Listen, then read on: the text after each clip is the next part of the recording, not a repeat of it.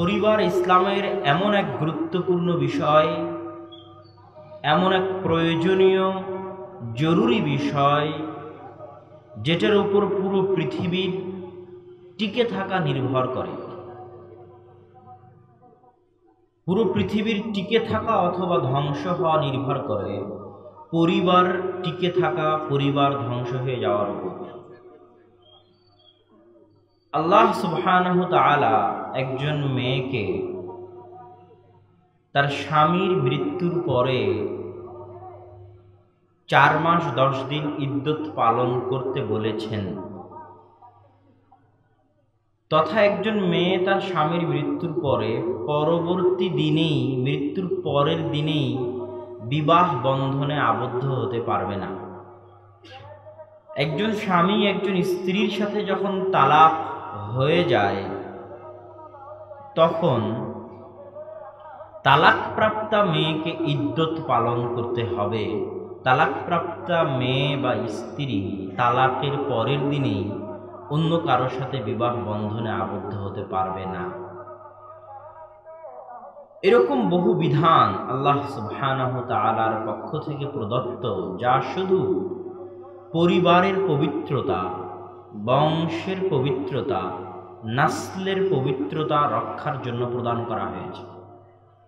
আজকে স্বামী মারা যাওয়ার পর কালকে বিবাহ বন্ধনে আবদ্ধ হলে পেটে আগের স্বামীর পক্ষ থেকে কোনো বাচ্চা থেকে থাকলে তার পিতা কে সেটা নির্ধারণ করা কঠিন হয়ে যাবে। তখন পরিবার ধ্বংস হয়ে যাবে। পিতার পরিচয় নাই মানে পরিবার নাই।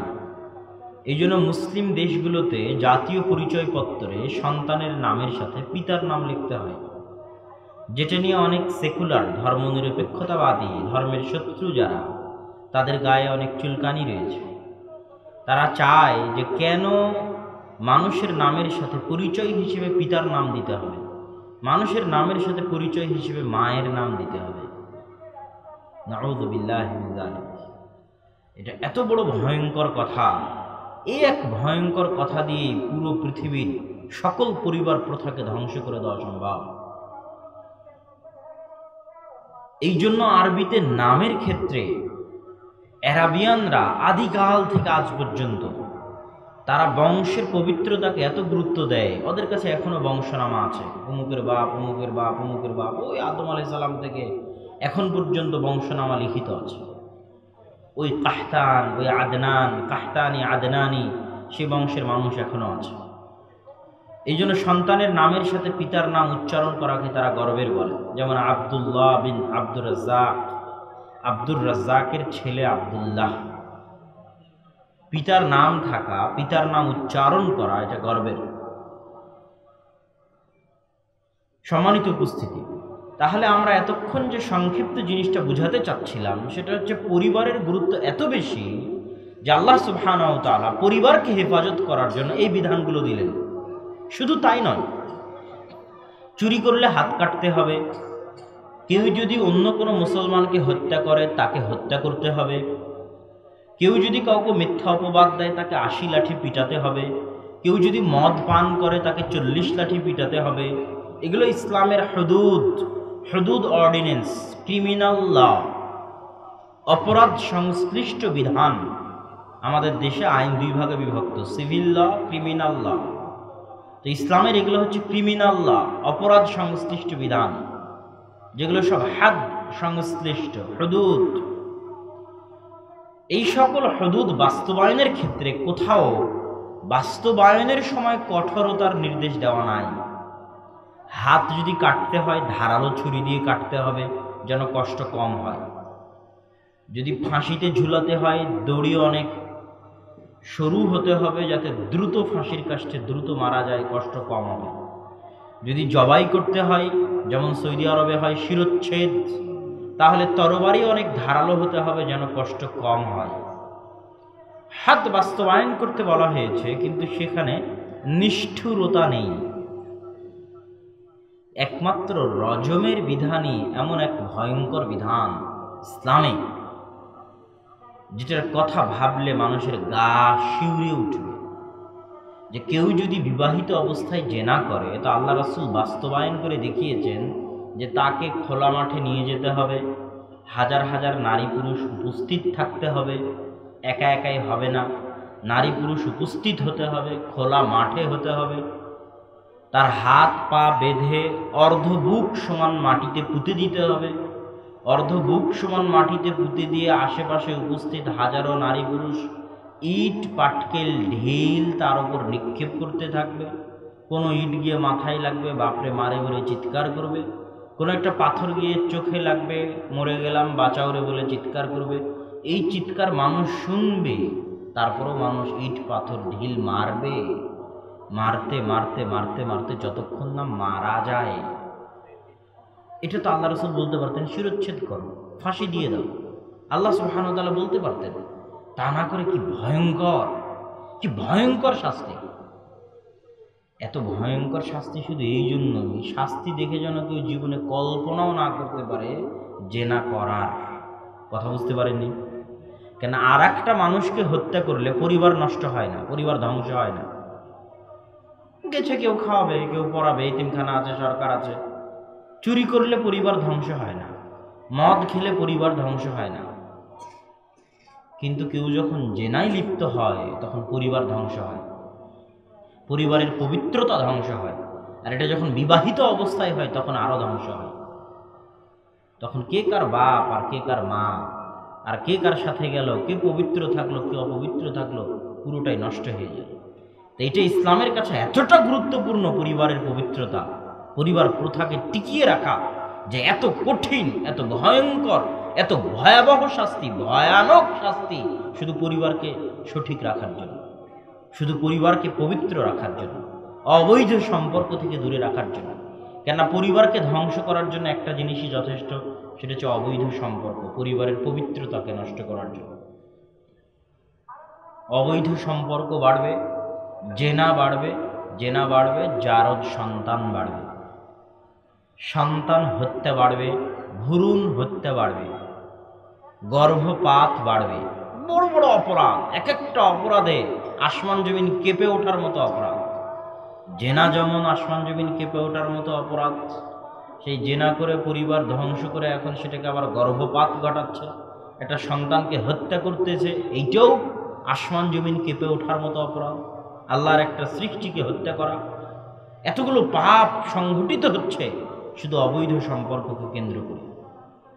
যে অবৈধ সম্পর্কের একটা দিবস, যুবক সমাজ কি আগামীকাল নাকি?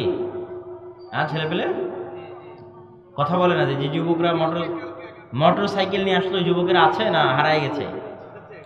দেখি একটু হাতগুলো। নাই তো, অনেকগুলো মোটর সাইকেল ছিল, মানে শোডাউনের বেলায় আছে কিন্তু বক্তব্য শোনার বেলায় নাই। আনুষ্ঠানিকতা অনেক সময় ইসলামকে ধ্বংস করে দেয়। আনুষ্ঠানিকতা অনেক সময় কি করে যুবক? ইসলামকে ধ্বংস করে দেয়। আজকে একটা প্রোগ্রামের আয়োজন হয়েছে, সবাই এসেছে, কিন্তু আজকে যদি বলা হয় এখানে 1 ঘন্টা কোরআন শেখানো হবে, সূরা ফাতিহা, কয়জন আসবে? আপনার কি মনে হয় কয়জন আসতে পারে? হাতে গোনা কয়েকটা মানুষ আসবে। কেননা আনুষ্ঠানিকতার মধ্যে মজা আছে, কিন্তু নতুন কিছু শিখা কঠিন কাজ। অলসতা দিয়ে নতুন কিছু শিখা যায় না। 1 ঘন্টা বসে থেকে বক্তব্য দিলাম, এক কান্দে ঢুকলো আর এক কান্দে বের হলো, বাইরে কিছু পেঁয়াজি পুরি আছে, বাদাম আছে, খাবেন দাবেন চলে যাবেন। মোটরসাইকেল নিয়ে শোডাউন দিলেন, লিল্লাহি তাকবীর দিলেন, গায়ে একটু জোশ আসলো, শেষ। কিন্তু আপনি কি কোরআন জানেন? কোরআন পড়তে পারেন? যদি কোরআন না পড়তে পারেন তাহলে কোরআন শিখার জন্য সময় দিয়েছেন? আনুষ্ঠানিকতার পিছনে সময় সবাই দিতে পারে, কিন্তু জিনিস শিখার পিছনে সময় দেওয়ার লোক নাই। অথচ ওটাই গঠনমূলক কাজ, ওটাই জাতি বিনির্মাণের কাজ, ওটাই জাতিকে এগিয়ে নিয়ে যাওয়ার কাজ। আমরা যদি সত্যিকার জাতি গঠন করতে চাই, সত্যিকার সমাজ গঠন করতে চাই, সত্যিকার উন্নত পরিবার ও পৃথিবী গঠন করতে চাই, তাহলে আনুষ্ঠানিকতা থেকে বের হয়ে এসে বাস্তব মাঠে জ্ঞান অর্জন করতে হবে এবং জ্ঞানের বাস্তবায়ন করতে হবে, জ্ঞান চর্চা করতে হবে। জ্ঞানের আলো এমন এক আলো যেটা পৃথিবীর সকল অন্ধকারকে দূর করতে পারে, আর সেই জ্ঞানের আলোর উৎস হচ্ছে ইসলাম। সম্মানিত উপস্থিতি, আমাদের আমরা আলোচনা করছিলাম পরিবারের গুরুত্ব। তো আল্লাহ সুবহানাহু তাআলার নিকটে পরিবারের গুরুত্ব কত বেশি তা আমি সংক্ষিপ্ত আলোচনায় আপনাদের সামনে ফুটিয়ে তোলার চেষ্টা করেছি। যখনই পৃথিবীতে এরকম কোনো অপরাধ দেখা গেছে যে অপরাধে পরিবার ধ্বংস হতে পারে, তখন আল্লাহ ওই পুরো কওমকে ধ্বংস করে দিয়েছেন। লূত আলাইহিস সালাতু ওয়াস সালামের কওমকে আল্লাহ সুবহানাহু ওয়া তাআলা এইভাবে মাটি উঠিয়ে উল্টিয়ে ফেলে দিয়েছেন, যার অপর পিঠে আছে ডেড সি, মৃত সাগর, ওই উল্টা পিঠে, আর এই পিঠে যা ছিল সেগুলো নিচে চলে গেছে। ওই অপরাধের কারণে, যে অপরাধ দিয়ে পরিবার ধ্বংস হয়ে যেতে পারে। আর যেই দিন পৃথিবীতে দেখা যাবে ব্যাপক হারে মানুষ জেনায় লিপ্ত, কেমন ভাবে জেনায় লিপ্ত? যেমন ভাবে একটা কুকুর আরেক কুকুরের সাথে খোলা মাঠে লিপ্ত হয়, এক গাধা আর এক গাধীর সাথে, এক ছাগল আর এক ছাগির সাথে, পাঠা ছাগির সাথে খোলা মাঠে লিপ্ত হয়, লজ্জা বুঝে না। মানুষ যেই দিন নারী পুরুষ পরস্পরে জেনায় লিপ্ত হবে খোলা মাঠে, লজ্জা বুঝবে না, সেই দিন পরিবার ধ্বংস হয়ে যাবে। ওই দিন আল্লাহ পৃথিবীও ধ্বংস করে দেবেন। কিয়ামাতিল কিয়ামা, কিয়ামত বাস্তবায়ন হয়ে যাবে। ওই পৃথিবী আল্লাহ রাখবেন না, কেননা হাজার বছর থেকে আল্লাহ পৃথিবী চালাচ্ছেন কি দিয়ে বলেন তো? পরিবার দিয়ে। লাখো বছর থেকে আল্লাহ পৃথিবী চালাচ্ছেন কি দিয়ে? পরিবার দিয়ে।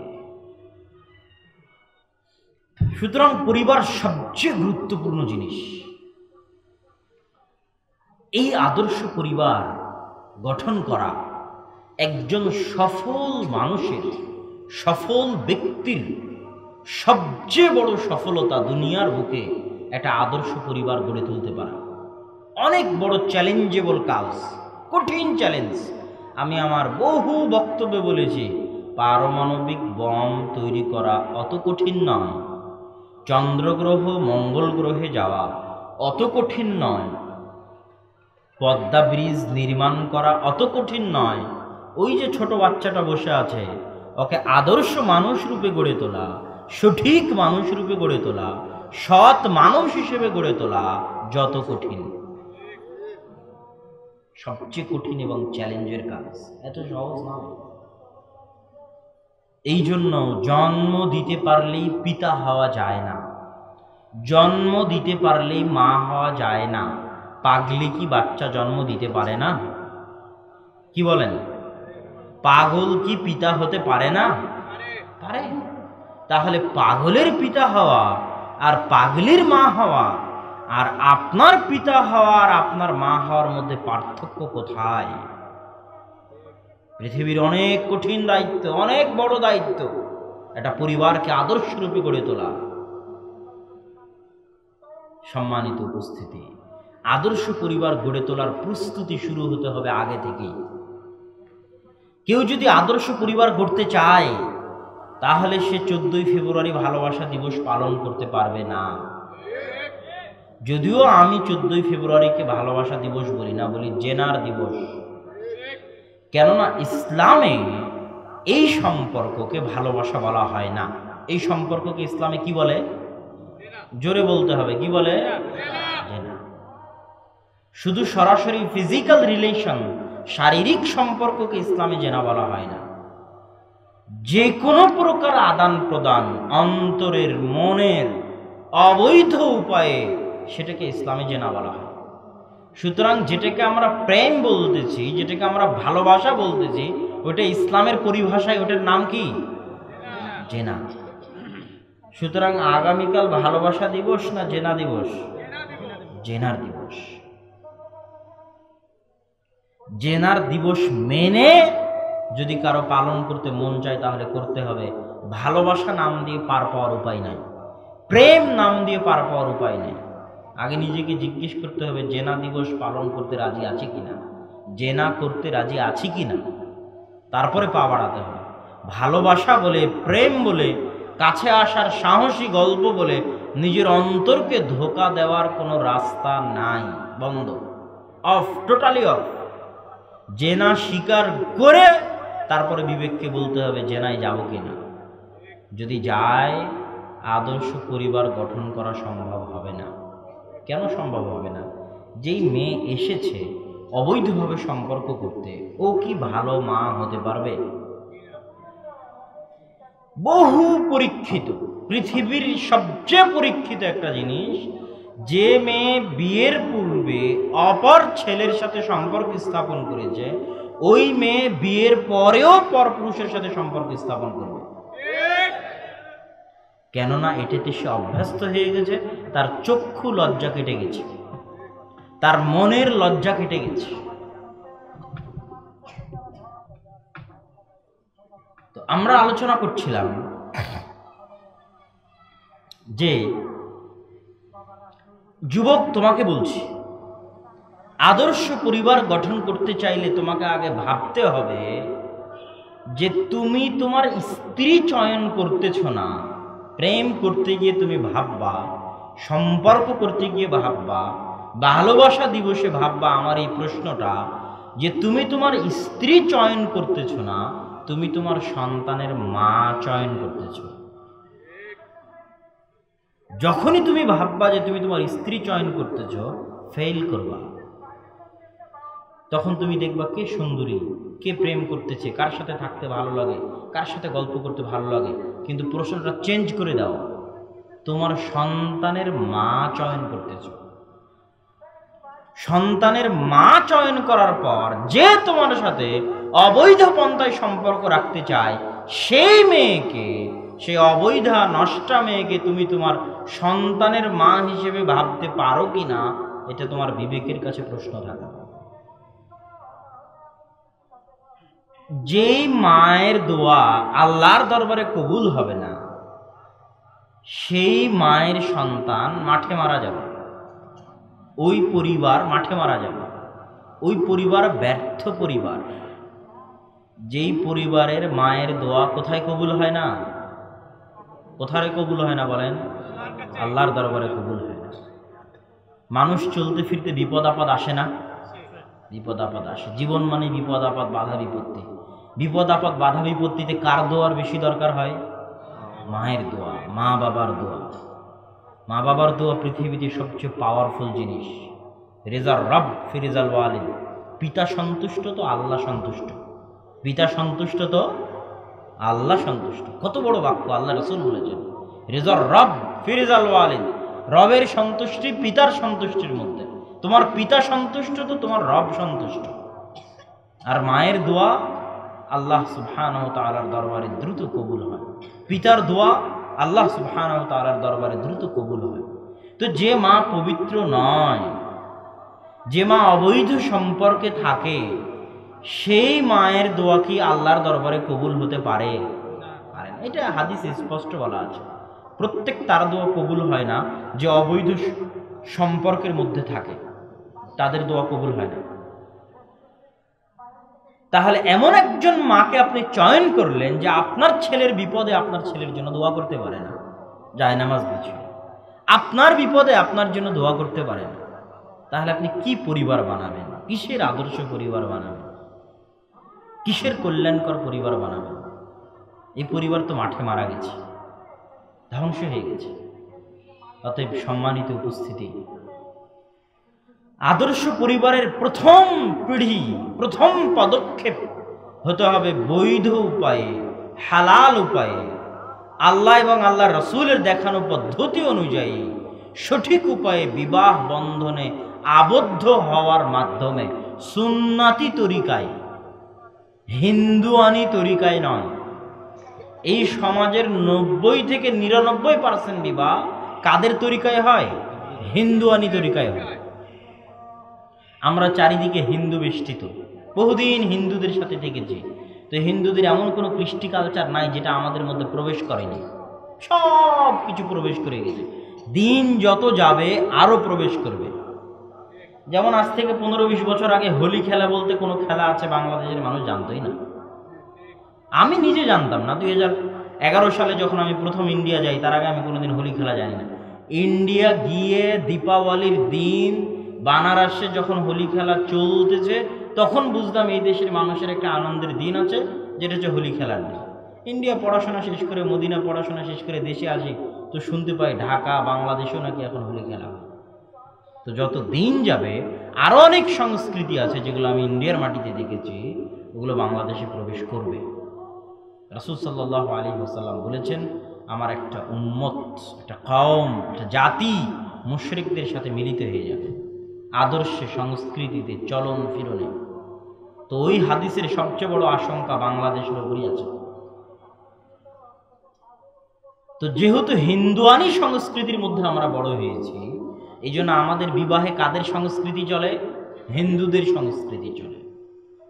অথচ বিবাহ বাস্তবায়ন হতে হবে মুহাম্মদ সাল্লাল্লাহু আলাইহি ওয়াসাল্লামের সুন্নতি তরিকা। আল্লাহ রাসূলের সুন্নতি তরিকা কি? আল্লাহ রাসূলের বিবাহে অত খরচ ছিল না, বিবাহ ছিল অনেক সহজ। পৃথিবীর সবচেয়ে সহজ কাজ বিবাহ, পৃথিবীর সবচেয়ে সহজ কাজ আল্লাহ রাসূলের যুগে বিবাহ। আর আজকের যুগে সবচেয়ে কঠিন কাজ কোনটা? বিবাহ করা সবচেয়ে কঠিন কাজ। একটা করা যেমন কঠিন, তার চেয়ে বড় কঠিন দ্বিতীয়, তৃতীয়, চতুর্থ বিবাহ। কঠিন না? কিন্তু প্রথম বিবাহ করার পর যদি 100টা পরকীয়া করে, ওটা সহজ, ওটা সমাজে দর্শনীয় ত্রুটিযুক্ত নয়। কিন্তু দ্বিতীয়, তৃতীয় বিবাহ করলে সমাজে দর্শনীয় ত্রুটিযুক্ত। ওই জন্য আমি আমার বহু বক্তব্যে বলেছি যে সরকার বাল্য বিবাহ বন্ধ করতে চায়, কিন্তু এই পার্কগুলোতে, লাউয়াছড়া উদ্যানগুলোতে আর মাধবকুণ্ডতে যে বাল্য প্রেম চলতেছে, ওটা সরকার চোখে পড়ে না, সরকার দেখে না, সরকারের এমপি, মন্ত্রী, ওসি, টিউনও দেখে না। আমি কত বছর বয়সে বিবাহ করব, এটা তোমাকে কে ঠিক করতে বলেছে? আমি কি গোলাম? আমি কি দাস? আমার কি ব্যক্তিগত স্বাধীনতা নাই? এটা কিন্তু মানুষের মানবাধিকারের লঙ্ঘন। ইসলাম এমন এক ধর্ম যে মানুষের মানবাধিকার সবচেয়ে বেশি প্রতিষ্ঠিত, সুপ্রতিষ্ঠিত সবচেয়ে বেশি ইসলামে। আরে কত বছর বয়সে বিবাহ করবো, এটা তুমি ঠিক করার কে? আমি কয়টা সন্তান নেব, এটা তুমি ঠিক করার কে? সন্তান কি তুমি দাও? সন্তান কি তোমার বাপের খায়? তুমি কি সন্তান দাও? সন্তান কে দেয়? আল্লাহ সুবহানাহু ওয়া তাআলা দেয়। তা আমার কয়টা সন্তান হবে, এটা তুমি ঠিক করার কে? আমি কত বছর বয়সে বিবাহ করবো, এটা তুমি ঠিক করার কে? এর নাম দাসত্ব, এর নাম গোলামি। এটা আমার ব্যক্তিগত স্বাধীনতা। তাহলে আজকে আপনি বাল্য বিবাহ বন্ধ করে দিবেন। বিবাহ কঠিন, বিবাহ অনেক বড় গুনাহ, কিন্তু বাল্য প্রেম চলতেছে, এইটা আপনার দৃষ্টিতে কোনো সমস্যা নয়। এই হলো আজকের সমাজের অবস্থা। রাসূল সাল্লাল্লাহু আলাইহি ওয়াসাল্লামের যুগে বিবাহ এত সহজ ছিল। আল্লাহ রাসূলের সাহাবী বিবাহ করেছে, আল্লাহ রাসূল জানেনই না। রাসূল সাল্লাল্লাহু আলাইহি ওয়াসাল্লামের দরবারে আসছে, গায়ে হলুদ রং লেগে আছে। আল্লাহ, কি ব্যাপার, তোমার গায়ে হলুদ রং কেন? আল্লাহ রাসূল বিবাহ করেছে। কেমন মেয়েকে বিবাহ করেছে? তো বলে আল্লাহ রাসূল এইরকম।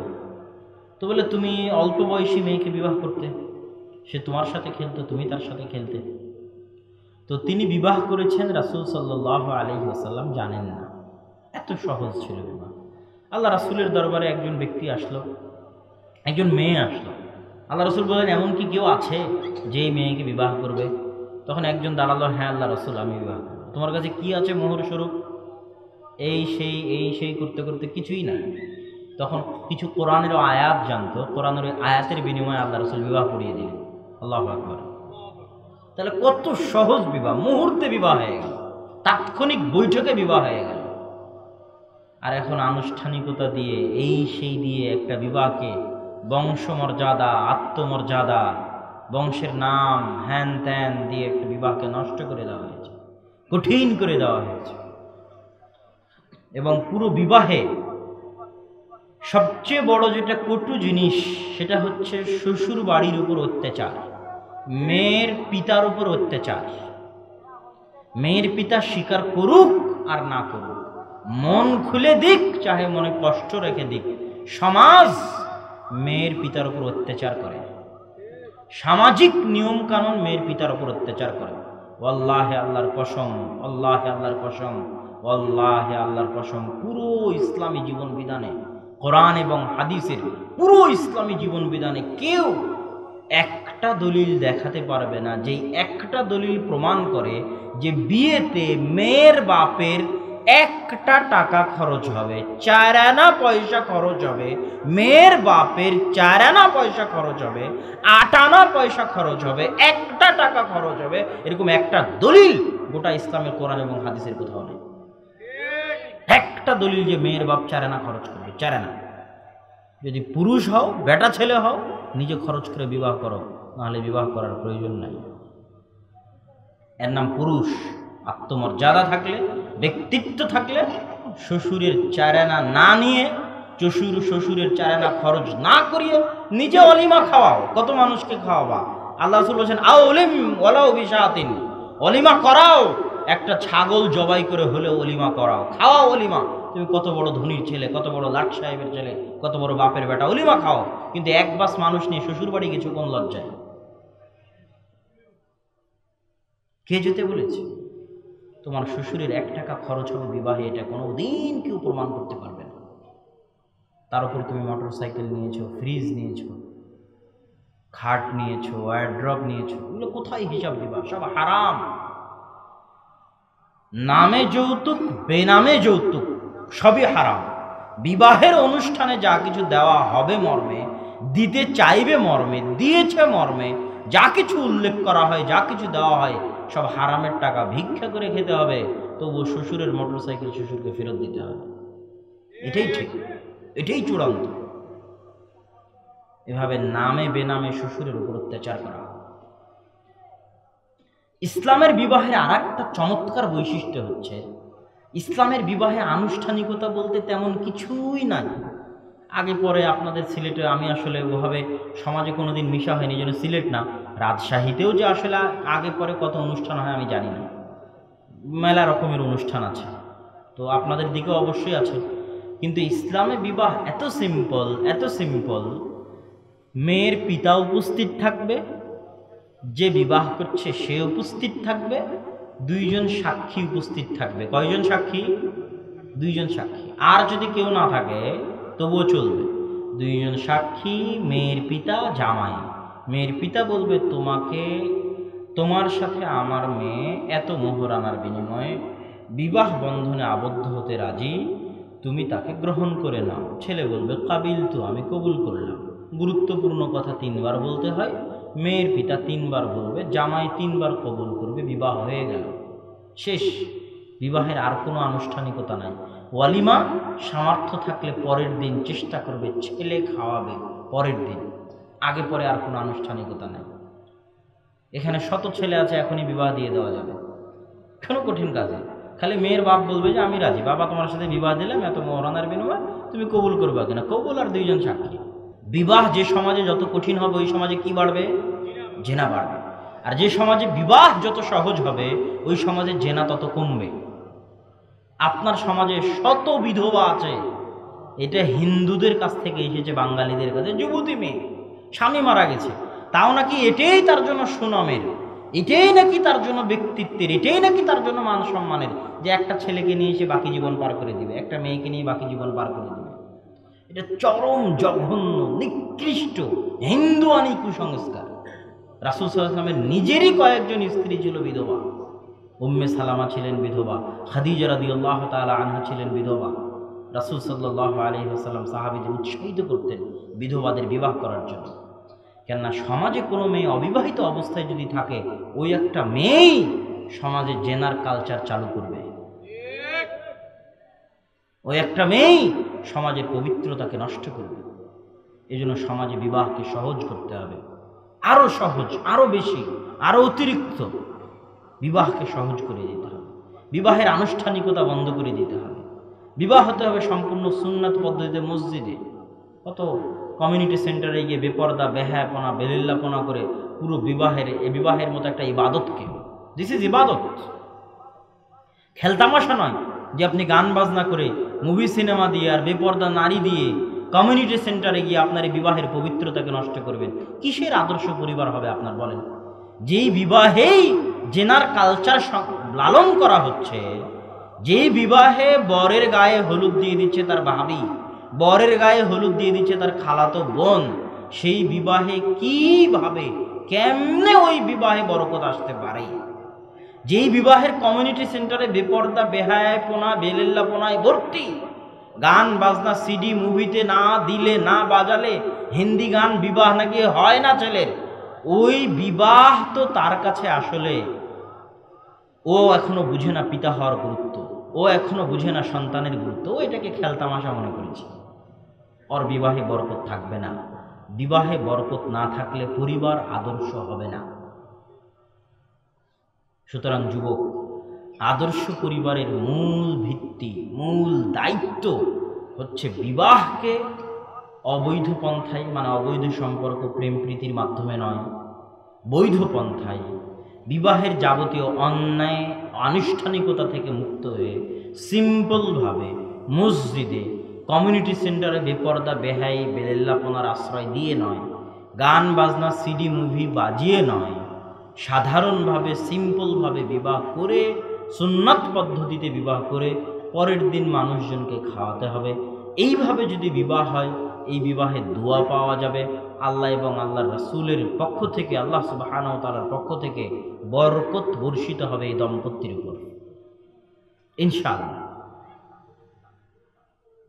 যখন বিবাহের ঘরে যাবে যুবক, তখন বাসর ঘরের ইসলামের একটা জিনিস আপনি আশ্চর্য হবেন যে একটা সন্তান আসবে দুনিয়াতে, সেই সন্তানকে কেন্দ্র করেই কিন্তু বিবাহ। তো ওই সন্তানকে কেন্দ্র করে ইসলামের কি প্রস্তুতি, যেটাকে মানুষ মনে করেছে হাসি আনন্দ, সেটাকে ইসলাম দেখেন কিভাবে সাইকোলজিক্যালি, মানসিকভাবে ইসলামের বিধিবিধানগুলো দেখেন। আপনি মনে করেছেন বাসরাত আনন্দের, আর ইসলাম কি বলছে? বাসরাতে গিয়ে তোমাকে 2 রাকাত সালাত আদায় করতে হবে। আজীব! মানে ইসলামের টার্গেট অন্য জায়গায়, যে আপনার এই বিবাহের মাধ্যমে আপনার সন্তান আসবে, সে যেন পবিত্র হয়, সৎ হয়, আদর্শবান হয়, ওটা নিয়ে ইসলাম চিন্তিত। আপনি মনে করছেন বিবাহ তো আনন্দের, এখানে নাচ গান হই হুল্লোড় আর গান বাজনা চলবে, এখানে আবার 2 রাকাত সালাত করতে থেকে আসবে। আর ইসলামের চিন্তা হবে না। দেখেন, বাসর ঘরে ঢুকে আগে স্ত্রীর কপালে হাত দিয়ে দোয়া করতে হবে, আল্লাহুম্মা নাসআলুকা খায়রাহা ওয়া খায়রা মা জাবালতা ফিহা ওয়া আউযু বিকা মিন শাররিহা ওয়া শাররি মা জাবালতা ফিহা। হে আল্লাহ, আমার স্ত্রীর মধ্যে যা কল্যাণ আছে সেই কল্যাণ তোমার নিকটে চাই, আর যা অকল্যাণ আছে সে অকল্যাণ থেকে তোমার নিকটে পরিত্রাণ চাই। তারপর স্বামী স্ত্রী মিলে 2 রাকাত সালাত আদায় করবে, আল্লাহর নিকটে দোয়া করবে। আপনি মনে করেছেন আনন্দ, আর ইসলাম দেখেন কিভাবে নিয়ম কানুনগুলো দিয়েছে। আল্লাহু আকবার। আপনি যেই মাধ্যমটাকে, যেই সহবাস বলেন, মিলন বলেন, ওইটাকে আপনি আনন্দের বস্তু বানিয়েছেন, আর ইসলাম ওখানে আপনাকে দোয়া শেখাচ্ছে যে তুমি যখন তোমার স্ত্রীর কাছে যাবে তখন তুমি এই দোয়া পড়বে, বিসমিল্লাহ আল্লাহুম্মা জান্নিবনা শাইতান ওয়া জান্নিবিশ শাইতানা মা রাযাকতানা। আপনার মাথায় আনন্দ, আর ইসলামের মাথায় এই মাধ্যম দিয়েই তো একটা সন্তান আসবে, বুঝেননি? ওই সন্তান যেন শয়তানের আসর মুক্ত হয়, ওই সন্তান যেন পবিত্র হয়, ওই সন্তান যেন সৎ হয়। আপনি আছেন আনন্দের চিন্তায়, কিন্তু ইসলাম আছে আপনার সন্তানকে নিয়ে চিন্তিত। হে আল্লাহ, আজকে আমাদের এই কাজের মাধ্যমে যদি কোনো সন্তান আসে, সেই সন্তানকে তুমি শয়তান থেকে দূরে রাখো, আমাদের এই কাজ থেকে তুমি শয়তানকে দূরে রাখো।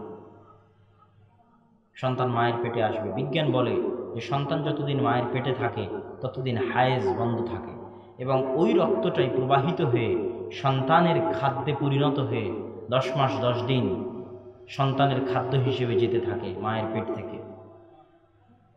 এটা আল্লাহ সুবহানাহু ওয়া তাআলা সন্তান তৈরির যে কারিশমা, আল্লাহ সুবহানাহু ওয়া তাআলা মায়ের পেটের মধ্যে, এই একটা জিনিসই আল্লাহর অস্তিত্বের প্রমাণের জন্য যথেষ্ট।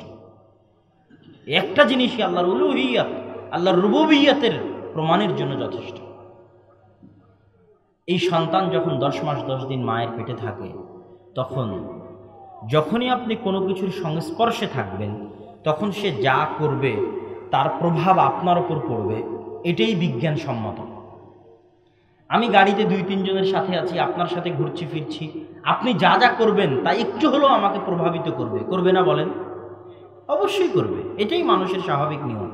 তাহলে যেই বাচ্চা পুরো খাবারটা গ্রহণ করতেছে মায়ের পক্ষ থেকে, 10 মাস 10 দিন মায়ের ভিতরে থাকতেছে, মায়ের অভ্যন্তরে থাকতেছে, ওই 10 মাস 10 দিন মা যা কিছু করবে তার প্রভাব সন্তানের উপর পড়বে না? অবশ্যই পড়বে। আমি নিজে দেখেছি, একটা বাচ্চা যখন মায়ের পেটে ছিল তখন আমি শুনেছি যে তার মা প্রচুর কোরআন তেলাওয়াত করত। 10 মাস 10 দিন সাধারণত বড় বড় যারা ইমাম, তাদের জীবনে এই ধরনের গল্পই দেখা যায় যে বড় বড় ইমাম যারা, তারা যখন তাদের মায়ের পেটে ছিলেন তখন কারো মা 3 বার কোরআন খতম দিয়েছে, কারো মা 4 বার, কারো মা 5 বার, কারো মা 6 বার, কারো মা 1 বার, তারা চেষ্টা করেছে সন্তান পেটে থাকা অবস্থায় প্রচুর পরিমাণে কোরআন পড়তে। ওই বাচ্চারা যখন দুনিয়াতে আসে তখন কোরআনের আওয়াজ শুনলেই চুপ হয়ে যায়। কথা বুঝতে পেরেছেন? কেন মায়ের পেটে যখন 10 মাস 10 দিন থেকেছে তখন ওর মা তো সবসময় কোরআন পড়েছে। ও তো জন্ম থেকে অটোমেটিকই কোরআনের পাগল হয়ে গড়ে উঠবে, কোরআন প্রেমী হয়ে গড়ে উঠবে। ও তো অবশ্যই সৎ সন্তান হবে যদি আল্লাহ দয়া করে, ইনশাআল্লাহ। কিন্তু আপনার স্ত্রী যদি সারাদিন টিভির রিমোট নিয়ে সিরিয়াল দেখে, কি বলেন, জি বাংলা, স্টার জালসা, বোঝে না সে বোঝে না, আছে না সিরিয়াল? সিরিয়ালের জন্য আপনার সাথে গন্ডগোল লাগাবে। আপনি দেখবেন ক্রিকেট খেলা আর সে দেখবে সিরিয়াল। হ্যাঁ, এই হলো আদর্শ পরিবার। স্বামী দেখবে ক্রিকেট আর স্ত্রী দেখবে কি সিরিয়াল, দুইজনের গন্ডগোল, স্টার জালসা। তাহলে সারাদিন যদি স্টার জালসায় শাশুড়ি বউয়ের ঝগড়া দেখে আর পরকীয়ার প্রেম দেখে, তো পেটের সন্তানের কি অবস্থা হবে এবার আপনি বলেন? আদর্শ পরিবার গড়ে উঠবে? উত্তরে কথা বলেন না যে আদর্শ পরিবার গড়ে উঠবে। আপনার মনে হয়? অসম্ভব, অকল্পনীয়, হতে পারে না। সে ওই পিতাও পিতা নয়, ওই মাও মা নয়, ওই পিতাও পিতা নয়, ওই মাও মা নয়। অতএব 10 মাস 10 দিন মা যা করবে তার সব কিছু প্রভাব সন্তানের উপর থাকবে। সন্তান যখন দুনিয়াতে আসলো তখনও ইসলামের দেখেন প্রত্যেকটা পদক্ষেপ, প্রত্যেকটা সেগমেন্ট, প্রত্যেকটা ধাপ এত সূক্ষ্মভাবে ইসলাম বলেছে, আশ্চর্য হয়ে যাবে। বিবাহ থেকে নিয়ে শুরু করে, বাসর ঘর থেকে নিয়ে শুরু করে, সন্তান সন্ততি হওয়া থেকে নিয়ে শুরু করে সন্তান মানুষ করা পর্যন্ত স্টেপ বাই স্টেপ ইসলামের যেমন দিক নির্দেশনা আশ্চর্যকর। সন্তান হয়েছে, হওয়া মাত্রই সন্তানের কানে কি দিতে হবে? আযান দিতে হবে। আজীব নিয়ম। মানে ইসলামের মাথায় এটা আছে যে এই সন্তানকে সৎ মানুষ রূপে গড়ে তুলতে হবে। এই জন্য প্রত্যেক ধাপে ধাপে নিয়ম আছে। আযান দিতে হবে, হওয়া মাত্রই আযান দিতে হবে।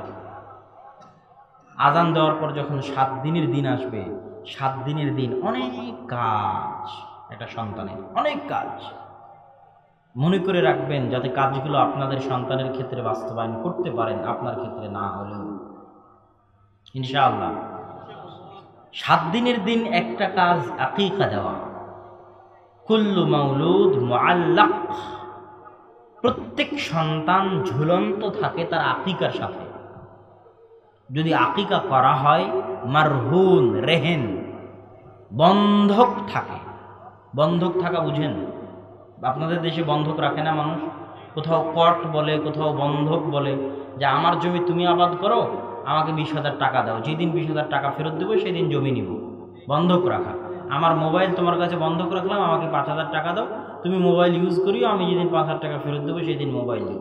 মোবাইল বন্ধক রাখা। সন্তান বন্ধক থেকে যায় কিসের দ্বারা? আকিকার দ্বারা। যতক্ষণ না আকিকা না দেওয়া হয় ততক্ষণ বন্ধক মুক্ত হয় না। একটা কাজ আকিকা দেওয়া। দ্বিতীয় কাজ সন্তানের সুন্দর নাম রাখা। সুন্দর নাম কেন রাখবেন? ইসলামের সুলক্ষণ গ্রহণ করা জায়েজ। আপনি যদি নাম রাখেন ফেরাউন, কেমন দেখাবে? আপনি যদি নাম রাখেন ইবলিস, কেমন দেখাবে বলেন? ইবলিস নামের অর্থ কি খুব খারাপ? ইবলিস নামের অর্থ যদি খারাপ হতো তো তার নাম ইবলিস হতো না। তা আপনিও ইবলিস রাখবেন, ফেরাউন রাখবেন, কেমন দেখাবে?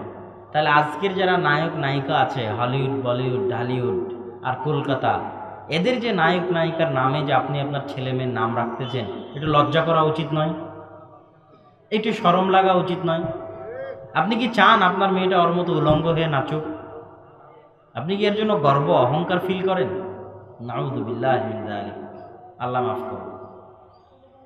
তো নামের প্রভাব মানুষের উপর থাকে, নামের প্রভাব মানুষের উপর থাকে। এই জন্য ভালো নাম রাখতে হবে, যাতে ভালো নাম রাখার মাধ্যমে এটা আশা করা যায় যে আল্লাহ তাকে ভালো করুক। আব্দুল মুত্তালিবের যখন পৌত্র হলো তখন আব্দুল মুত্তালিব নাম রাখলো মুহাম্মদ সাল্লাল্লাহু আলাইহি ওয়াসাল্লাম। মুহাম্মদ মানে প্রশংসিত, যার প্রশংসা করা হয়। আল্লাহ সুবহানাহু ওয়া তাআলা তার এই সুলক্ষণটা এমনভাবে কবুল করে নিয়েছেন যে সারা পৃথিবীতে সবচেয়ে প্রশংসিত নাম কার?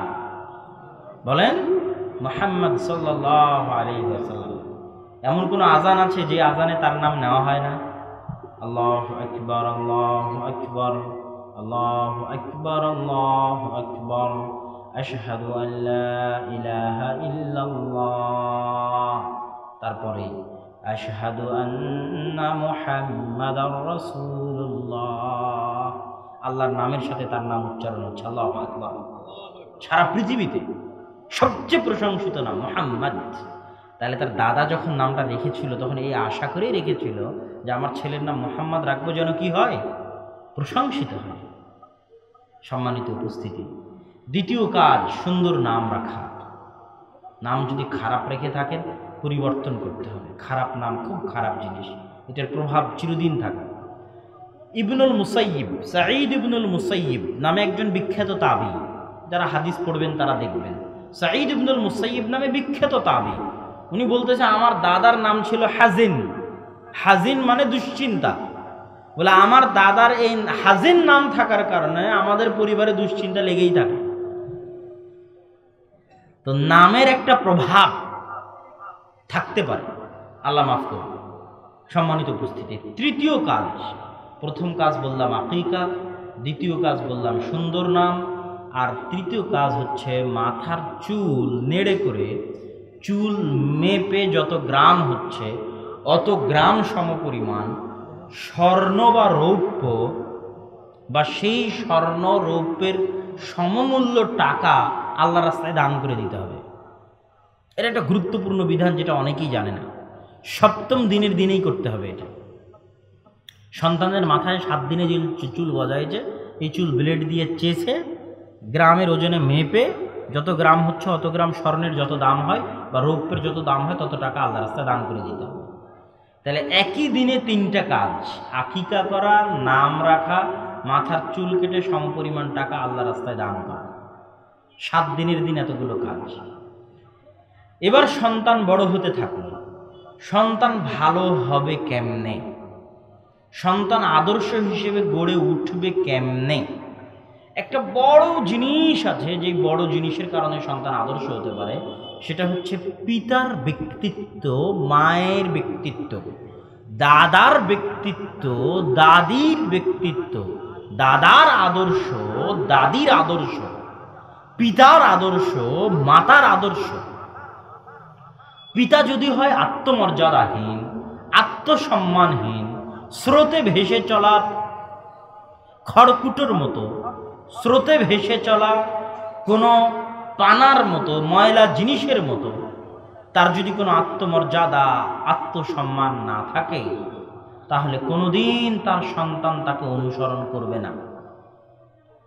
এবং যেই পরিবারের স্বামী এবং স্ত্রীর মধ্যে আত্মমর্যাদা, আত্মসম্মান নাই, ভারাত্ম ব্যক্তিত্ব নাই, ওই পরিবারের স্বামী স্ত্রীর মধ্যে সম্পর্ক বেশি দিন টিকে না। এটা পরীক্ষিত। আপনি দিনে যদি 1000 বারও আই লাভ ইউ বলেন আপনার স্ত্রীকে, আর আপনার স্ত্রী যদি আপনাকে 1000 বার আই লাভ ইউ বলেন, কিন্তু পরস্পরের মধ্যে সরিষার সমপরিমাণ ভারাত্ম নাই, তো আই লাভ ইউ বলার পরেই ঝগড়া লেগে যাবে। কথা বুঝতে পারেননি? বলার পরেই গন্ডগোল লেগে যাবে। না, এরও আত্মমর্যাদা নেই, ওরও আত্মমর্যাদা নেই, এরও সম্মান নেই, ওরও সম্মান নেই। বাপ মায়ের সামনে গন্ডগোল করবে, শ্বশুর শাশুড়ির সামনে গন্ডগোল করবে, পাড়া প্রতিবেশীর সামনে গন্ডগোল করবে, গ্রামবাসীর সামনে গন্ডগোল করবে। আত্মমর্যাদার অভাব। আর ব্যক্তিত্ব, হায়বাত, ভারাত্ম কাকে বলে? বাপ যদি বাড়িতে ঢুকে তো বাড়ি শুনশান, নীরব। বাপরে বাপ, আব্বা আসতেছে, আব্বু আসতেছে। তখন ছোটবেলা থেকে সন্তান ভাববে আমাকে আমার বাপের মতো হতে হবে। কথা বুঝতে পেরেছেন? সন্তানের সামনে যখন বাপ রিয়াল হিরো, সারা ওয়ার্ল্ডের মধ্যে একজন সন্তানের কাছে তার পিতা হয় রিয়াল হিরো, প্রকৃত নায়ক। পিতা যখন এরকম আদর্শবান হিসেবে নিজেকে পেশ করতে পারে তখন সন্তান অটোমেটিকই বাপের অনুসরণ করতে থাকে। জানতে অজান্তে, বুঝে অবুঝে তার একটাই টার্গেট হয়, আমি আমার বাপের মতো হবো কী করে। পরবর্তীতে ভাবতে থাকে আমার বাপ এই কাজ করতো, আমি এই কাজ করবো, আমার দাদাকে এটা করতে দেখেছি, এটা করবো, আমার বাপ এটা ওসিয়ত করে গেছে, আমি এটা করবো। কেননা he is influenced by his father, inspired by his father. তার পিতার দ্বারা সে অনুপ্রাণিত, তার পিতার দ্বারা সে প্রভাবিত। যদি এরকম পিতা কারো ভাগ্যে নসিব হয় তো ওই সন্তান আদর্শ হওয়ার সম্ভাবনা 99%। আর যদি পিতা এরকম না হয় তাহলে কোনো গ্যারেন্টি নেই। আমার নিজের কাছে ব্যক্তিগতভাবে আমার এখনো সবচেয়ে বড় চ্যালেঞ্জ, আমার কাছে আমার সবচেয়ে বড় চ্যালেঞ্জ যে আমি এখনো আমার পিতার মতো পরিশ্রম করতে পারি না। এটাই আমার কাছে সবচেয়ে বড় চ্যালেঞ্জ মনে হয়, যে আমার বয়স যুবক আর আমার বাপের বয়স অনেক বেশি, তারপরেও আমি আমার বাপের সমান পরিশ্রম করতে পারি না। এই জায়গায় আমার নিজেকে পরাজিত মনে হয়। এখানে সিলেটে আজকে প্রোগ্রাম শেষ করে রাজশাহী যদি আমি 8টা-9টায় পৌঁছি তো আমাকে ঢুকে আগে ঘুম পাড়তে হবে। আর উনি আপনার সিলেট থেকে আজকে যদি ফিরে যায় রাজশাহীতে তো মাদ্রাসায় ঢুকে আগে ক্লাসে যাবে, 8 ঘন্টা ক্লাস নেবে কোনো ক্লান্তি ছাড়াই। এত কঠোর পরিশ্রম করতে পারে, আল্লাহ তার পরিশ্রমের বরকত দেখে। আমিন। তো যখনই কোনো সন্তান ভাববে যে তার চ্যালেঞ্জ তার পিতা, তখন ওই সন্তান আদর্শ হবে। যখন সন্তান তার ভাববে যে সে তার মাকে বড় চোখে দেখবে, বড় চোখে মানে তার মায়ের পবিত্রতা, তার মায়ের আদর্শ, তার মায়ের সংস্কৃতি তার কাছে দুনিয়ার সর্বশ্রেষ্ঠ মনে হয়, সবচেয়ে ভালো মনে হয়। তার অন্তরে বিশ্বাস কাজ করে যে তার মা যদি তার জন্য দোয়া করে তার মায়ের দোয়া কবুল হবে, এই সন্তান ভালো হবে, কেননা সে তার মায়ের দ্বারা প্রভাবিত। আর যে মা তার সন্তানের উপর প্রভাব বিস্তার করতে পারে না, যে পিতা তার সন্তানের উপর প্রভাব বিস্তার করতে পারে না, ওই সন্তানের ভালো হওয়ার সম্ভাবনা খুব কম। ইল্লা মান রাহিমা রব্বি, তবে আল্লাহ যদি দয়া করে সেটা আলাদা বিষয়। এরকম পরিবারে যখন কেউ আদর্শবান থাকে, পিতা মাতা না থাকলে দাদা দাদি, দাদা দাদি না থাকলে নানা নানি, যার দ্বারা সে প্রভাবিত হবে, যারা আদর্শ দেখবে, অনুকরণ করবে, শিখবে, তাহলে ওর জন্য আর মাদ্রাসা, মসজিদ, স্কুল, কলেজ লাগবে না, বাড়ি সবচেয়ে বড় বিশ্ববিদ্যালয়। তাহলে দুনিয়ার শ্রেষ্ঠ নারীদের একজনকে আয়েশা। তাহলে এবার কল্পনা করেন, এক সফরে আয়েশা রাদিয়াল্লাহু তাআলা আনহা আছেন, রাসূল সাল্লাল্লাহু আলাইহি ওয়াসাল্লাম আছেন, আবু বকর রাদিয়াল্লাহু তাআলা আনহু আছেন। আয়েশা রাদিয়াল্লাহু তাআলা আনহা নিজে বলছেন, সাকাতাত কিলাদাতুন লি বিল বাইদা, বাইদা নামক জায়গায় আমার গলার হারটা পড়ে যায়। ওয়া নাহনু দাখিলুন আল মাদিনা, আমরা মদিনায় ঢুকবো এরকম অবস্থায় আছি। ফাআনাখান নবী সাল্লাল্লাহু আলাইহি ওয়াসাল্লাম, তখন রাসূল সাল্লাল্লাহু আলাইহি ওয়াসাল্লাম সবাইকে তাঁবু টাঙ্গাতে বললেন। হার খুঁজতে মানুষ লেগে গেল। রাসূল সাল্লাল্লাহু আলাইহি ওয়াসাল্লাম তার মাথাটা রাসাহু ফি হিজরি রাকিদান, আমার রানের উপর, আমার কোলের উপর তার মাথা রেখে ঘুম চলে গেছে। আকবালা আবু বকর, আবু বকর রাদিয়াল্লাহু তাআলা আনহু এই মুহূর্তে তাঁবুতে চলে এসেছেন। ফালাকাযানি লাকযাতান শাদীদা ওয়া ক্বাল হাবিসতিন নাস ফি কিলাদাতিন। আবু বকর রাদিয়াল্লাহু তাআলা চরম ক্ষিপ্ত হয়ে আছে যে আমার মেয়ে আয়েশার জন্য আজ শত শত মানুষ তার একটা হার হারানোর জন্য এখানে অপেক্ষা করছে, আটকে গেল।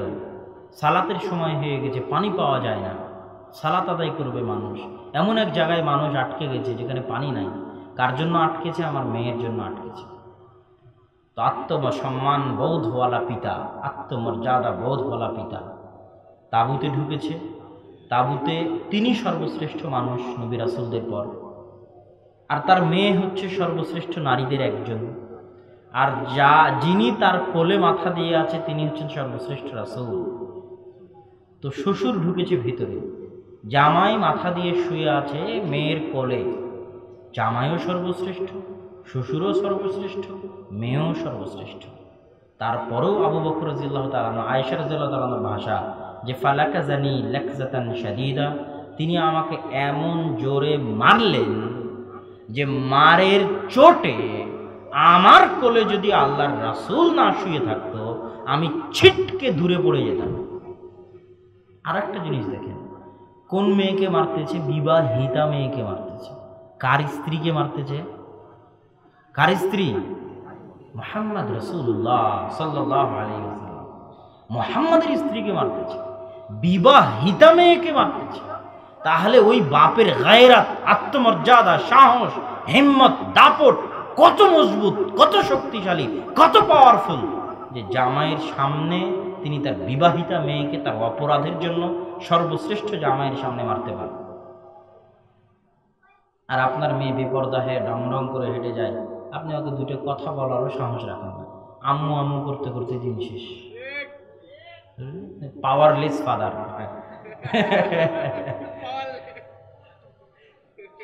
ক্ষমতাবিহীন পিতা, ব্যক্তিত্ববিহীন পিতা, ভারাত্মবিহীন পিতা। এই পরিবার আদর্শ পরিবার হিসেবে গড়ে উঠবে না, হতে পারে না। এই জন্য রাসূল সাল্লাল্লাহু আলাইহি ওয়াসাল্লাম বলেছেন, লা ইয়াদখুলুল জান্নাতা আদ-দায়ুস, দায়ুস জান্নাতে প্রবেশ করবে না। দায়ুস মানে, দায়ুস শব্দের শাব্দিক অর্থ হচ্ছে দিয়াসা। দিয়াসা মানে চর্বি। কিসের চর্বি? শুকুরের চর্বি। শুকুরের চর্বিতে দিয়াসা বেশি থাকে।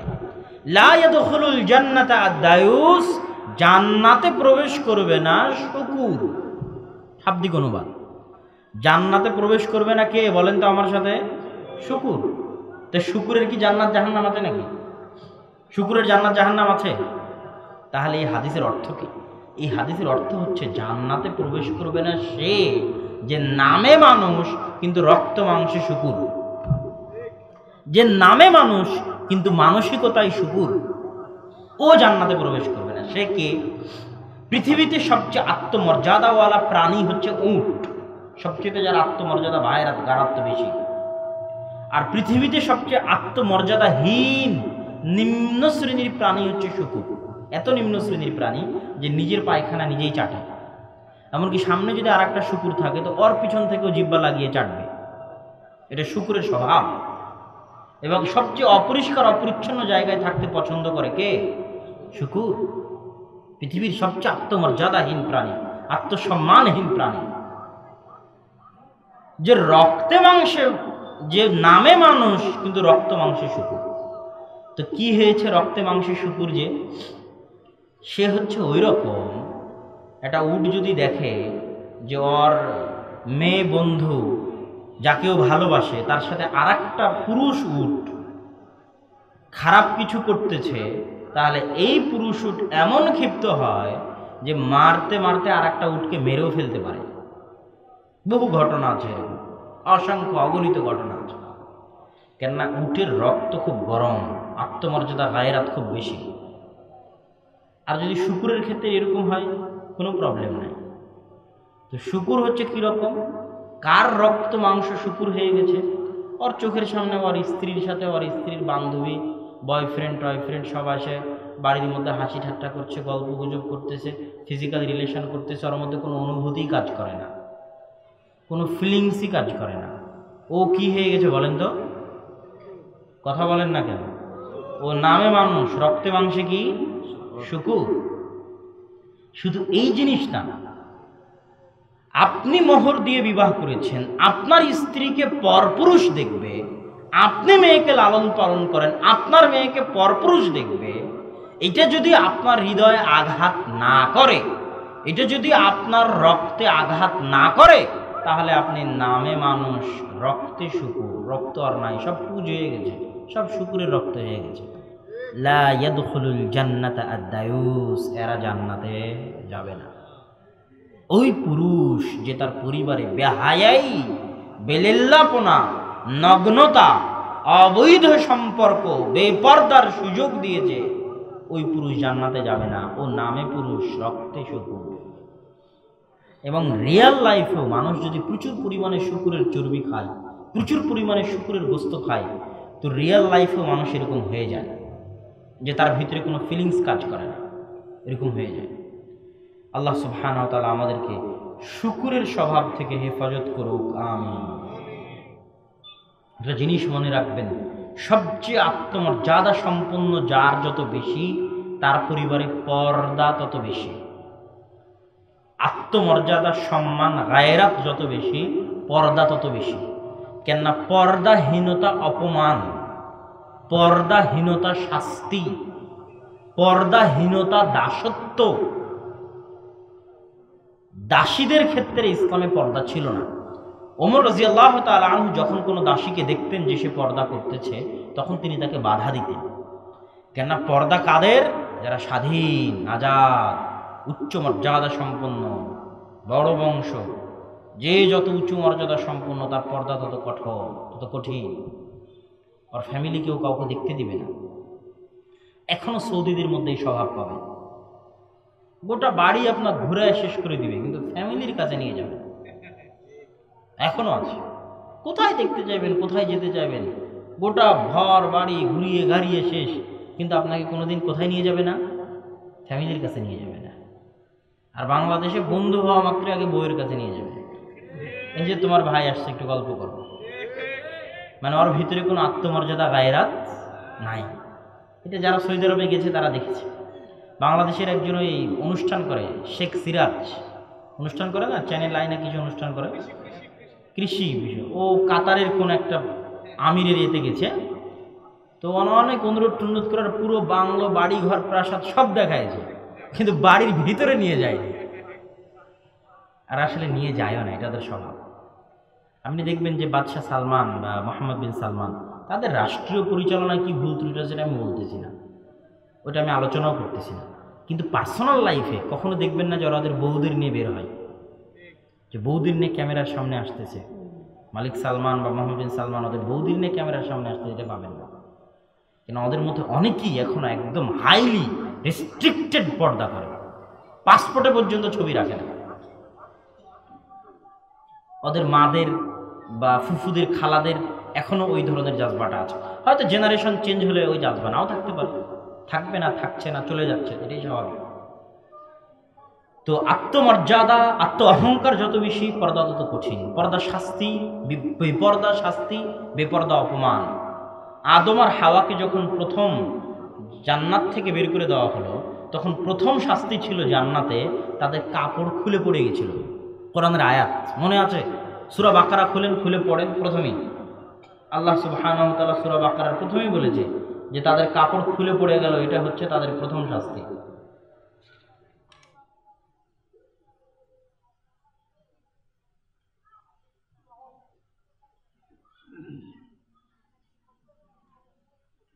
তো এই যে শাস্তি আল্লাহ সুবহানাহু ওয়া তাআলা তাদেরকে দিলেন, তা দিয়ে জান্নাতের বিভিন্ন গাছের পাতা দিয়ে তাদের লজ্জায় স্থান ঢাকতে লাগলো। তাহলে বেপরদা কি শাস্তি? বেপরদা শাস্তি নয়, শাস্তি। আজকেও যদি গ্রামগঞ্জে আপনি মজাক করেন, তো কাউকে যদি শাস্তি দেন বলবেন ওকে ন্যাংটা কর, ন্যাংটা করে শাস্তি দেয়। মানে উলঙ্গপনাটা কি শাস্তি, উলঙ্গ হওয়া শাস্তি। এখন এই শাস্তি যদি মা বোন নিজে মাথা পেতে মেনে নেয়, তাহলে তো কিছু করার নাই। এই অপমান যদি মা বোন নিজে মাথা পেতে মেনে নেয়, তাহলে কিছু করার নাই। এই শাস্তি, এই লজ্জা যদি নিজে মাথা পেতে কোনো মা বোন মেনে নেয়, তাহলে ও জানেই না সম্মান কাকে বলে, ও জানেই না স্বাধীনতা কাকে বলে। দুনিয়ার যারা সেকুলার, যারা পর্দার বিরোধিতা করে, এদের সবচেয়ে বড় কষ্ট কি জানেন? এদের রিয়াল, সত্যিকার এদের মনের কষ্টটা বলি। সেকুলার যারা, পর্দা বিরোধী যারা পুরুষ, তাদের কষ্টটা বলি, তারপর নারীদের কষ্টটা বলতেছে। সেকুলার পর্দা বিরোধী পুরুষদের কষ্ট হচ্ছে যে মেয়েরা পর্দায় আছে এদের চেহারা এরা দেখতে পায় না। কথা বুঝতে পারেননি? এই কষ্টে এদের ঘুম হয় না। কেন? মুসলমানদের ঘরে এত সুন্দরী হুরপুরি আছে, ওই হলিউড বলিউডের হাজার যত সুন্দরী নায়ক নায়িকা আছে, ওদের যেতে লাখো কোটি গুণ সুন্দরী হুরপুরি আছে মুসলমানদের বাড়িতে পর্দার অভ্যন্তরে। কিন্তু এটা ওরা দেখতে পায় না, এই কষ্ট সহ্য হয় না। সৌদির মেয়েদের চেহারা দেখতে পায় না কেন? বুঝতে পারেননি? তখন মাথার তারমার কেটে যায়, তখন পর্দার বিরুদ্ধে শুরু হয়ে যায় লেকচার। মুসলমানদের মেয়েদের চেহারা কেন দেখতে পায় না? এই কষ্টে ওরা পর্দার বিরোধিতা করে। আর যে মেয়েরা পর্দার বিরোধিতা করে, ও একবার ইউজড, ব্যবহৃত হয়ে গেছে, তো ওর লেজ একবার কাটা পড়ে গেছে। তো লেজ কাটা শিয়ালের মতো ও চায় যে শালা আমার যখন কাটা পড়েছে বাকিদের কেন কাটা পড়বে না, আমি যে কষ্ট পেয়েছি কষ্ট সবাইকে ভোগ করিয়ে ছাড়ব। এটা হলো ওদের অবস্থা। কিন্তু আমার পর্দার মধ্যে যে মা বোনেরা আছে সে বুঝে না। এটা একজন খ্রিস্টান যখন মুসলমান হয়েছিল, মারিয়াম জামিলা নামে একজন খ্রিস্টান, আবুল আলা মওদুদি রাহিমাহুল্লাহ তাকে অনেক ইলমির দিক থেকে হেল্প করেছিলেন, পাকিস্তানে চলে আসছিল হিজরত করে। উনি একটা বই লিখেছে যে পাশ্চাত্য সমাজ যে আগুন থেকে বাঁচার জন্য দৌড়ে দৌড়ে ইসলামের কাছে আসতেছে, ইসলামের শান্তির কাছে আসতেছে, ইসলামের শান্তির বাগানে বসবাসকারী ওই সমস্ত মা ও বোনেরা লাফ দিয়ে, পোকা যেমন লাফ দিয়ে আগুনে পড়ে না, লাফ দিয়ে আগুনে ঝাঁপ দিচ্ছে। নাউজুবিল্লাহ। বুদ্ধিহীনতার কারণে, বিবেকহীনতার কারণে। সেফ জোন, নিরাপদ জায়গা, সম্মানের জায়গা মুসলমান এবং ইসলামে আল্লাহ এবং আল্লাহ রাসূল যে বিধান দিয়েছে সেটাই আমরা আলোচনা করছিলাম। আদর্শ পরিবার, আদর্শ পরিবারে আমরা যেখানে গিয়ে আলোচনা এদিকে চলে আসলো, সেই জায়গাটা হচ্ছে সন্তান তখনই প্রভাবিত হবে যখন পিতা এবং মাতার মধ্যে ব্যক্তিত্ব থাকবে, পিতা এবং মাতার মধ্যে আদর্শ থাকবে। এবার পিতামাতা যদি আদর্শবান হয়, ব্যক্তিত্ববান হয়, তাহলে পিতামাতার জন্য এমন কি করণীয়, যেই করণীয় দিয়ে তারা তার সন্তানদেরকে আদর্শ করে গড়ে তুলতে পারবে। এখানে কয়েকটা মৌলিক জিনিস আছে। এক নম্বর মৌলিক জিনিস হচ্ছে পরিবারের সম্পর্ক হতে হবে মসজিদের সাথে। কিসের সাথে? আদর্শ পরিবার বলতে দুনিয়াতে যত আদর্শ পরিবার আছে সব আদর্শ পরিবারের সম্পর্ক মসজিদের সাথে। কিভাবে? আল্লাহ সুবহানাহু ওয়া তাআলা ইসমাঈল আর ইব্রাহিমকে বলছেন যে তোমরা যাও, ওয়াতাহহির বাইতিয়া লিত-তায়িফিনা ওয়াল আকিফিনা ওয়ার রুকআইস সুজুদ। ইব্রাহিম ইসমাঈল কাবা ঘরে মানুষের গা থেকে ঝরে পড়া ময়লা, নাকের ময়লা, চুলের ময়লা, পায়ের ময়লা, কাবা ঘরে মানুষের গা থেকে ঝরে পড়া ময়লা তুমি আর তোমার ছেলে ইসমাঈল মিলে ঝাড়ু দিবে। একটু জোরে বলতে হবে, কে ঝাড়ু দিবে? জোরে। ইব্রাহিম আর ইসমাঈল কি ঝাড়ু দিবে? কাবা ঘর ঝাড়ু দিবে। কত বড় নবী, আবুল আম্বিয়া, সব নবীর পিতা। তারপর থেকে আল্লাহ সুবহানাহু ওয়া তাআলা তার বংশের বাইরে কোনো নবী পাঠাননি, অথচ তাকে আল্লাহ বলছেন ঘর ঝাড়ু দিবা। মারিয়াম কত মহান মহতী নারী, যার কোলে তার কোলের বাচ্চা তার ইজ্জতের সাক্ষী দিয়েছে, পবিত্রতার সাক্ষী দিয়েছে। সেই মারিয়াম আলাইহিস সালাতু ওয়াস সালামের কাজ কি ছিল বলেন তো? বাইতুল মাকদিস ঝাড়ু দেওয়া। বাইতুল মাকদিস কি করা? ঝাড়ু দেওয়া। তো ইব্রাহিমের আদর্শ পরিবার কাবা ঝাড়ু না দিয়ে হয়নি। মারিয়াম ঈসার আদর্শ পরিবার বাইতুল মাকদিস ঝাড়ু না দিয়ে হয়নি। আজকের দুনিয়াতেও আদর্শ পরিবার সম্ভব নয় মসজিদের খেদমত ছাড়া। তো যারা এই সাইকোলজিক্যাল গবেষণার মধ্যে সময় দিয়েছে তাদের অনেকেই এই জিনিসগুলো থেকে রিজাইন দিয়ে, পদত্যাগ দিয়ে, ওদের একটা ডকুমেন্টারি আছে। সেই ডকুমেন্টারিতে ওরা স্পষ্ট বলেছে যে আমাদের পক্ষ থেকে পরামর্শ থাকবে, খবরদার কেউ তাদের সন্তান সন্ততির হাতে 18 বছরের আগে, প্রাপ্তবয়স্কের আগে এই ভয়ঙ্কর নেশার মধ্যে আটকাবেন না। যেমন ব্লু হোয়েল গেম বলেন, তারপরে পাবজি বলেন, ফ্রি ফায়ার বলেন, এই গেমগুলো কোটি কোটি টাকা খরচ করে মানুষের মানসিকতা যাচাই করে তৈরি করা, যে কি করলে মানুষকে এই গেমের মধ্যে আটকে থাকা যাবে, কি করলে ফ্রি ফায়ার গেম খেলতে গিয়ে কি কি ফিচার রাখলে এই গেম থেকেও বের হতে পারবে না। এর পিছনে লাখ লাখ টাকার গবেষণা আছে। তো যখনই এই ফাঁদগুলোর মধ্যে আপনার সন্তান পা দিয়ে দিবে না, আপনি বলেন আমার ছোট্ট বাচ্চা মোবাইল চালানো জানে, ইউটিউবে সার্চ দেওয়া জানে, গুগলে সার্চ দেওয়া জানে। আমার একজন পরিচিত মানুষ আছে, তো উনি গল্প করে যে ওনার ছেলে বাসায় গেলেই ফোনের সব কিছু চালাতে পারে। তাই আমি বললাম আপনার ছেলে ফোনের সব কিছু চালাতে পারে মানে নিশ্চিত ফ্রি ফায়ার আছে। উনি অতটা বুঝে না। তাই বললাম আপনার ফোনটা দেন, যদি ফ্রি ফায়ার ইনস্টল দেওয়া না থাকে তাহলে আমার নাম আপনি চেঞ্জ করে দিন। ওনার ফোনটা নিয়ে আমি এগুলো অন করে দেখলাম যে হ্যাঁ ফ্রি ফায়ার ইনস্টল দেওয়া আছে। তো আপনার ছেলেকে যদি এই অন্ধকার জগৎগুলো থেকে বাঁচাতে না পারেন, এটা এই যুগের সবচেয়ে বড় ফিতনা, সবচেয়ে ভয়ঙ্কর ফিতনা, এটা ভয়ঙ্কর দাসত্ব, গোলাম বানায় রাখে। আপনি ফেসবুকের গোলাম হয়ে গেছেন কখন বুঝতে পারবেন না, কখন ফ্রি ফায়ার গেমের গোলাম হয়ে গেছেন বুঝতে পারবেন না, কখন ফ্রি ফায়ার পাবজি গেমের জিঞ্জির আপনার পায়ে বেঁধে ফেলেছে বুঝতে পারবেন না। মনে হবে জীবন অসম্পূর্ণ যদি না খেলি, খাওয়া হারাম হয়ে যাবে যদি না খেলি, খাওয়া হারাম হয়ে যাবে যদি ফেসবুক না চালায়, খাওয়া হারাম হয়ে যাবে যদি ইউটিউব না চালায়। এটা ভয়ঙ্কর রকমের দাসত্ব, ভয়ঙ্কর রকমের গোলামি। নেশাগ্রস্ততা এক প্রকার গোলামি, নেশাগ্রস্ততা এক প্রকার দাসত্ব। যখন আপনি দাসত্ব থেকে বের হয়ে আসবেন তখন বুঝবেন দুনিয়াটা কত বড়, দুনিয়াটা অনেক ছোট মনে হয়। যখন আপনি ফেসবুকে থাকবেন, গেমের মধ্যে থাকবেন, তখন দুনিয়াটা কি মনে হবে? অনেক সংকীর্ণ এবং ছোট। কিন্তু যখন ওটা থেকে বের হয়ে আসবেন, 10 দিন 1 সপ্তাহ আপনি গেম বন্ধ রাখেন, 10 দিন 1 সপ্তাহ আপনি ফেসবুক বন্ধ রাখেন, পৃথিবীতে ঘুরেন, দেখবেন দুনিয়া কত বড়, কত প্রশস্ত। এটা হলো আমার তৃতীয় পরামর্শ, যে সন্তানকে এগুলো থেকে বাঁচাতে হবে। চতুর্থ পরামর্শ, সন্তানের সামনে মডেল দিতে হবে। মডেল, আদর্শ। আদর্শ কিভাবে পাবে? সন্তানকে যদি নবী রাসূলের জীবনী না পড়ান, নবী রাসূলের জীবনী না শোনান, ওই যে যখন সন্তান ঘুমাতে চাইবে যে আম্মা ঘুমাবো, একটা গল্প শোনান, তখন যদি আপনি নূহ আলাইহিস সালামের গল্প শুনিয়ে থাকেন, ইব্রাহিম, মুসা, ঈসার গল্প শুনিয়ে থাকেন, তো এই ছোট অন্তরে ঈমানের বীজ বপন হয়ে যাবে। নবী রাসূলদের কাহিনী সবচেয়ে বড় ঈমান জাগরুক কাহিনী। সন্তানদেরকে এই কাহিনীগুলোর সাথে পরিচিত করে তুলতে হবে ছোট অবস্থাতেই। আগডুম বাগডুম, হাট্টিমা টিমটিম, আউল ফাউল, জঘন্য নিকৃষ্ট গল্পগুজব পড়ার আগেই নবী রাসূলরা যে মহান, বড় বড় ইমামরা যে মহান, ইমাম বুখারী, মুসলিম, আবু দাউদ, নাসাই, তিরমিজি, সাহাবীরা যে মহান, এটা তার অন্তরে গেঁথে দিতে হবে। এটা যদি তার অন্তরে গাঁথতে না পারেন, তাহলে ও তো দুনিয়াতে বাইরে বের হয়ে দেখবে ওখানে কার পোস্টারে কার ছবি আছে, তো সাকিব খানের ছবি। পেপার খুললে কার ছবি? তো সালমান খানের ছবি। টিভি খুললে কার ছবি? তো সাকিব আল হাসানের ছবি। তো গোটা দুনিয়া যখন সাকিব আল হাসান, সালমান খান, শাহরুখ খান, এদের পিছিয়ে, এরাই মনে হয় রিয়াল রোল মডেল, এদের মতো হতে পারাই মনে হয় সফলতা। ইউটিউবে ঢুকে দেখবে যে অমুকের লাখ কোটি ভিউ, তাহলে আমও তাহলে ওর মতো হবো, আমারও যেন ভিউ হয়। বুঝেননি? তখন তার রোল মডেল চেঞ্জ হয়ে যাবে। আর এই পর্যায়ে আসার আগেই যখন নবী রাসূলের জীবনী দিয়ে দিবেন, বুখারী, মুসলিম, আবু দাউদের জীবনী দিয়ে দিবেন, তাদেরকে যখন একবার বড় মনে করা শুরু করবে, তখন পথভ্রষ্ট হয়ে গেলেও সঠিক রাস্তায় ফিরে আসার চান্স থাকবে।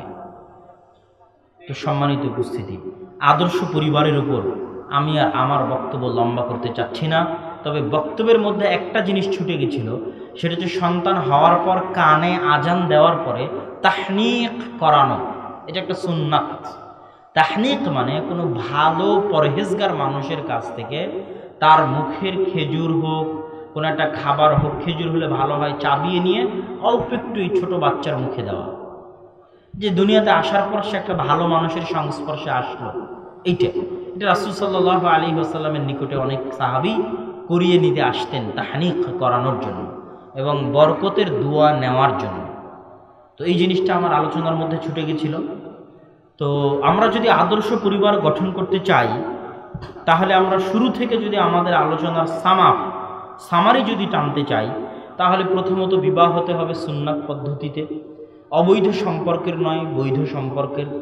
এবং বিবাহে কোনো শিরক, বেদাত, বিবাহে কোনো অপসংস্কৃতি, গান বাজনা, বেলিল্লাপনা থাকা যাবে না। বাসর রাতের যে সুন্নাত আমলগুলো সেটা করতে হবে। স্ত্রীর কাছে যাওয়ার যে দোয়া সেটা মনে রাখতে হবে।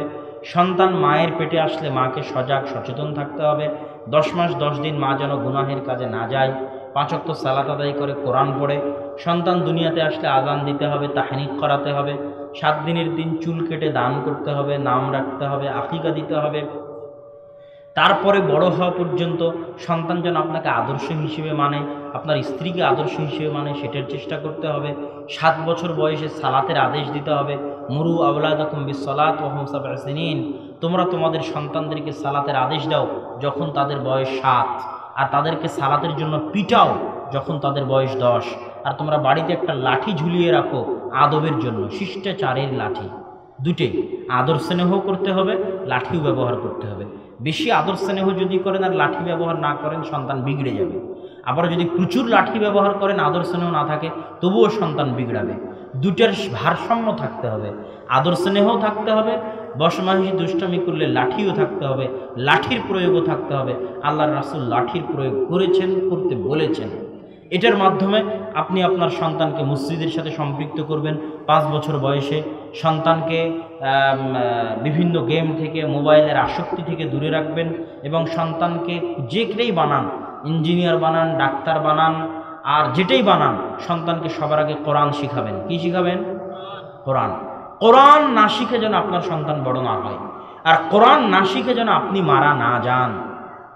কোরআনবিহীন জীবন পশু পাখির জীবন, কোরআনবিহীন জীবন কুকুর শৃগালের জীবন, কোরআনবিহীন জীবন অন্ধকার জীবন, কোরআনবিহীন জীবন বরকতবিহীন জীবন, কোরআন যে বাড়িতে পড়া হয় না ওই বাড়ি কবরের মতো অন্ধকার।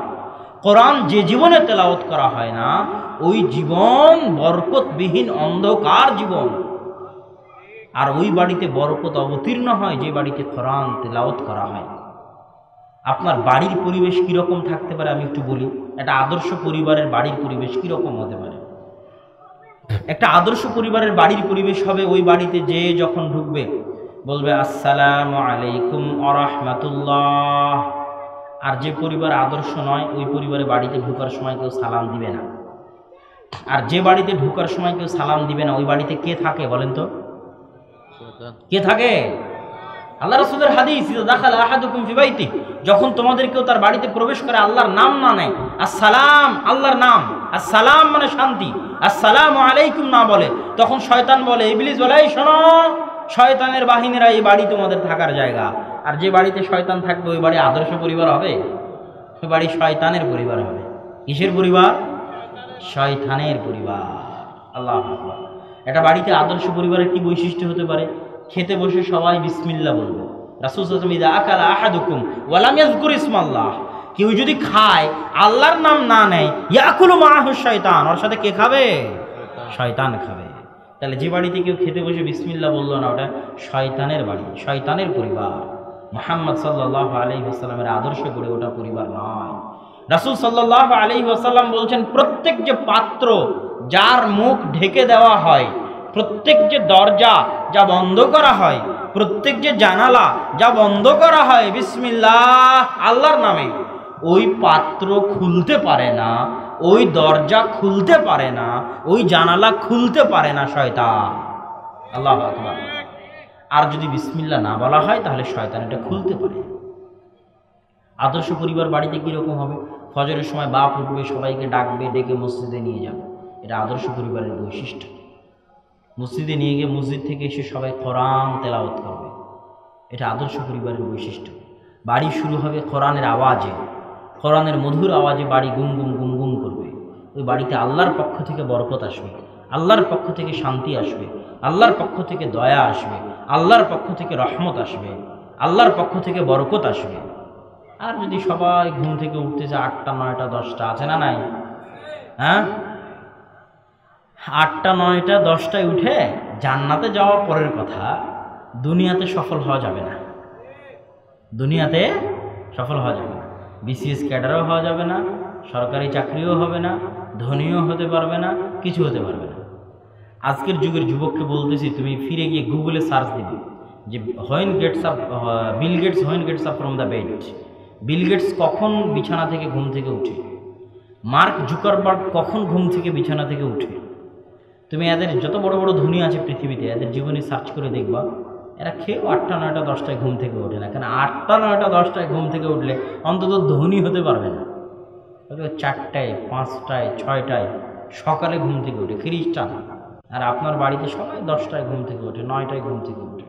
ওই বাড়িতে বরকতও নাই, ওই বাড়ি আদর্শ নয়, ওটা শয়তানের আড্ডাখানা, ওটা কোনো পরিবারও নয়। ওটা একটা ভ্যালুলেস, গুরুত্বহীন, ভারাত্মহীন, অচল, অথর্ব, বেকার একটা পরিবার।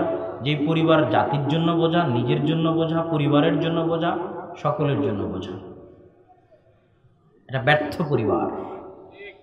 সম্মানিত উপস্থিতি, আল্লাহ সুবহানাহু ওয়া তাআলা আমাদেরকে একটি আদর্শ পরিবার গড়ে তোলার তৌফিক দান করুন। আল্লাহুম্মা আমিন।